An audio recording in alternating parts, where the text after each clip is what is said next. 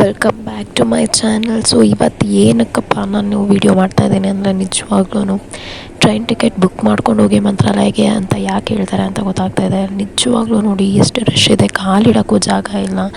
And ನಿಜವಾಗ್ಲೂ ಅಲ್ಲಿ ಪಾಪು ಮಲಗಿಸ್ಕೊಂಡಿದ್ದಾರೆ, ಕೂತಿದ್ದಾರೆ, ಓಡಾಡೋಕ್ಕೂ ಕೂಡ ಜಾಗ ಇಲ್ಲ, ಉಸಿರಾಡೋಕ್ಕೂ ಜಾಗ ಇಲ್ಲ ಆ ಥರ.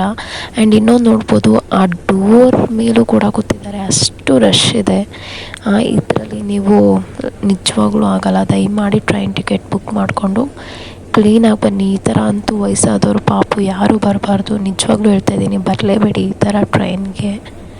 ಆ್ಯಂಡ್ ಫೈನಲಿ ಟ್ರೈನ್ ಇಳ್ಕೊಂಡು ದರ್ಶನಕ್ಕೆ ಹೋಗ್ತಿದ್ದೀವಿ.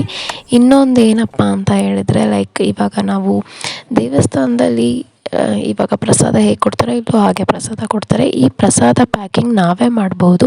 ಸೊ ಅಲ್ಲಿ ಸೇವೆ ಮಾಡೋದಕ್ಕೆ ಕರಿತಿರ್ತಾರೆ. ನಿಮಗೆ ಇಷ್ಟ ಇರೋರು ಹೋಗಿ ನೀವು ಅಲ್ಲಿ ದೇವರಿಗೆ ಪ್ರಸಾದನ ಪ್ಯಾಕಿಂಗ್ ಮಾಡ್ಬೋದು. ಸೊ ನಿಮಗೆ ಪ್ಯಾಕಿಂಗ್ ಮಾಡಬೇಕು ಅನಿಸಿದ್ರೆ ಹೋಗಿ ಪ್ಯಾಕಿಂಗ್ ಮಾಡಿ, ಹೋಗಿ ಸೇವೆ ಮಾಡಿ, ದೇವರ ಕೃಪೆಗೆ ಪಾತ್ರರಾಗಿ.